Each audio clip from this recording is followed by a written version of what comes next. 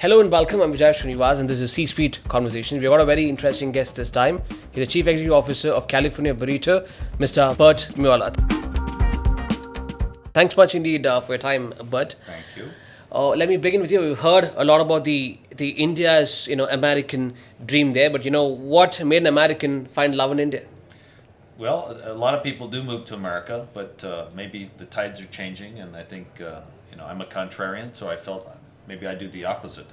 But fundamentally, I studied in India in 2010. I really loved it, and I felt great potential here, great energy here. I had a great relationship with people here, and so I decided to move back, and business was the best way to participate in India. So very happy to be here. So when you started off in a California Burrito 10 years back, a burrito was a extremely niche segment, correct? So, what gave you that confidence that Indians would certainly accept this product? I think my thinking was that people eat a lot of rice, they eat a lot of rotis, and if we look at Mexican cuisine, there's tacos, there's rice bowls, there's burritos, there's nachos.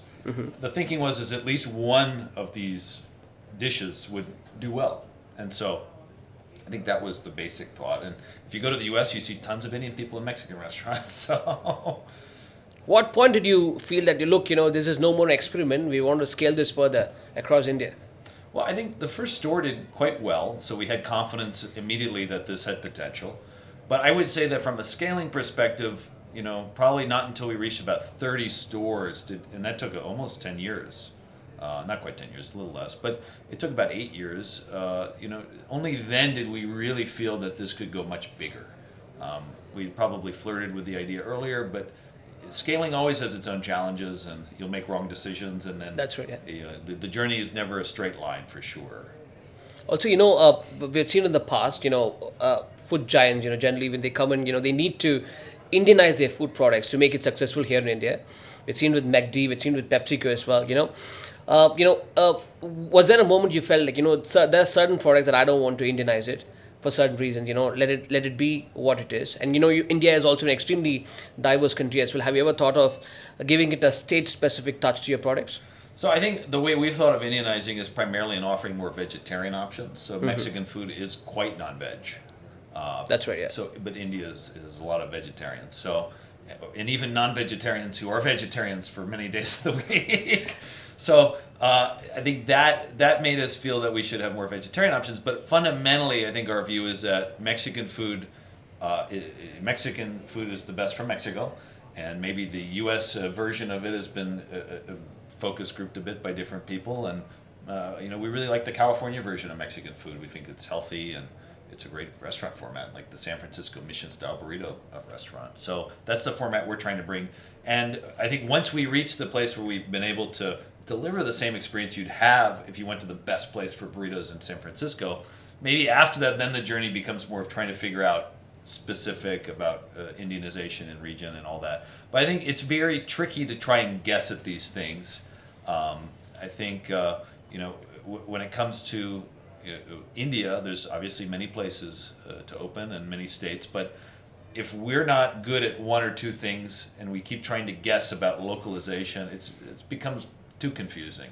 So we feel it's better we stick to trying to deliver an authentic, mission-style burrito with real Mexican flavors. What exactly for you is a successful in a California burrito looks like in terms of metrics, revenue, footfall, loyal customers? Well, I think generally speaking, if you're running a restaurant, 10% would be a good amount to earn at the bottom line for a restaurant.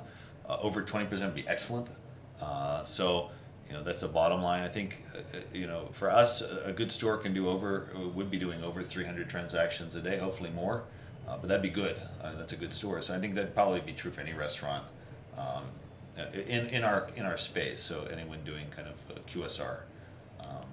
Okay, on your Better Call podcast, you talked about you juxtaposition your Ambattur store with the Porur store, Yeah. right? So, your Porur turned out to be successful, Ambattur wasn't, and you said it's because of the price sensitivity there. In India is also a highly price sensitive market. We've been seeing chief executive officers continuously talking about this. Have you ever felt that maybe rapid expansion of our stores may not be a good idea because we want to stick to the metros? You still don't have a store in Mumbai. Is it why that the cautious approach is still there? Well, Mumbai we're not in because we felt it's a very competitive market, and we should be very, very sure of ourselves before we do that market. I think when it comes to India, I think maybe if we went a decade back, people were price sensitive.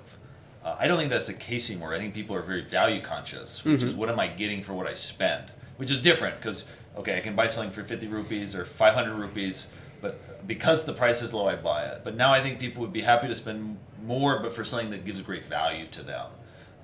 And that's the challenge we have is how do we give exceptional value? So I think we don't work on price, we work on value. What reminds me is what Indra Nui, the former chief executive officer of PepsiCo, she once said, look, tech is being a tech CEO is easy, but being a F&B CEO is really difficult. Retail, it's extremely difficult. It's a completely different ball game. She says, what's a lesson you learned the hard way running California Burrito? Well, the more variables you add to anything, the more complicated it gets. And so food is, you have a perishable product, you have a huge amount of human beings that work with you, and anyone can do it. So it becomes, there's a lot of things that can change quickly in the food business and in the retail business, which wouldn't be as much, there'd be fewer variables in a tech company, I think, although very competitive as well. So, I mean, I'm happy in being a food CEO. I think that if anything, you have to learn to accept you will not have perfection. I love things to be perfect and really perfect, excellent, and having so many moving parts, it's very hard to achieve that. Although we keep trying for that. So I know one CEO had moved from Pepsi to another brand in food. I think it was a big shock to him at the level of the lack of perfection. You go from 1 every 10 million bottles or 1 every 1 billion bottles has a problem to maybe 1 out of 1,000 orders has a problem. So the density of challenges you face, I think, certainly goes up as the variables increase. No, so that is, you see, California Burrito falls under the category of quick service restaurants, right? Sure. So, but it's a fast food chain in a way, but we also see a lot of experimental restaurant that's coming up, that's quite palpable on Instagrams and, shots and so on. Have you ever thought about this? What do you think Indians really prefer? Is it experience or is it going to be fast food? I think all of it, different occasions, different things. The thing I see in the market is that things keep getting much better. So now honestly speaking, if I visit a fine dine restaurant in India, often it's better than what I would have had if I went in the U.S. Maybe fine dine is less so, but certainly QSR, the quality of interiors, the quality of service, these would be much higher than you get actually. And people keep ratcheting up, I think, the quality people are expecting and what we're delivering. California Burrito has a California in it, and it's run by an American there, but still very, very India specific in terms of region. There's no global expansion as such. Why is it so? Was it a cautious approach? Well, my view is India has the biggest country in the world, so I think there's. So you prefer to stay in India? I think there's a lot to do in India. Okay, what's the outlook for the next 5 years? Well, I think in the next 4 years we'll probably get to 300 stores, and beyond that, I haven't thought. Thank you very much, but such a pleasure talking to you. Thank you very much. Nice to meet you.